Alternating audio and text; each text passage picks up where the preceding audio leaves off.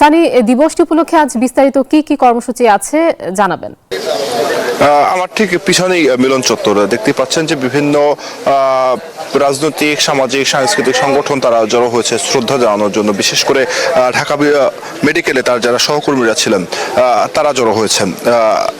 Doctor মিলন মারা যান 1990 সালে।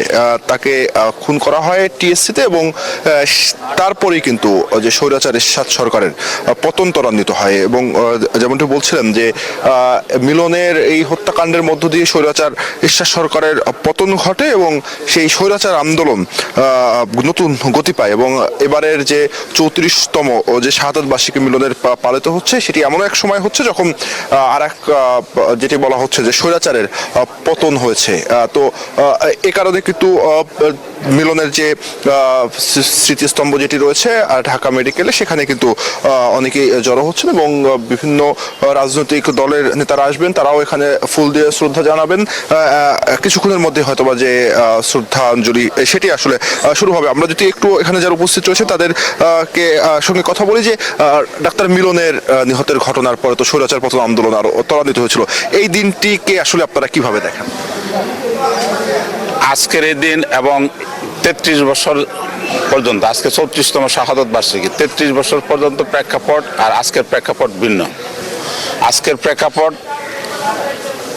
বিগত স্বৈরাচারী হাসিনা সরকারের পতনের পরে আজকে আমরা এই মিলনের শাহাদত বার্ষিকী উদযাপন করতে যাচ্ছি। মিলন স্বৈরাচারী এরশাদ সরকারের বিরুদ্ধে আন্দোলন করতে যেয়ে এবং স্বৈরাচারী এরশাদ সরকারের পতনের জন্য নিহত হয়েছিলেন।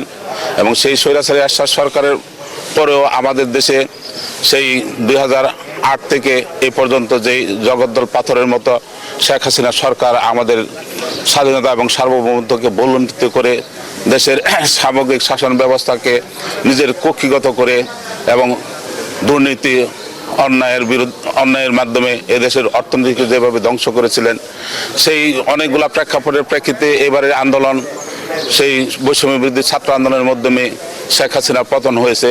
এবং শেখ হাসিনা মুক্ত পরিবেশে আমরা আজকে এই শহীদের মিলনের বেদিতে আমরা উপস্থিত হয়েছি। আমরা তার রোহের আত্মার মাগফিরাত কামনা করার। ধন্যবাদ।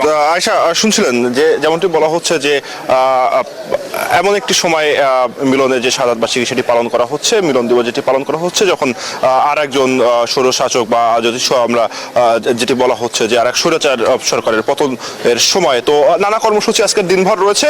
কিছুক্ষণের মধ্যেই হয়তো ফুল দিয়ে শ্রদ্ধা জানানো হবে, এরপরে আলোচনা সভা রয়েছে এবং দোয়া মাহফিল, নানা আয়োজন আসলে রাখা হয়েছে। তো এই ছিল আমার কাছে ডাক্তার মিলন দিবসের সর্বশেষ তথ্য।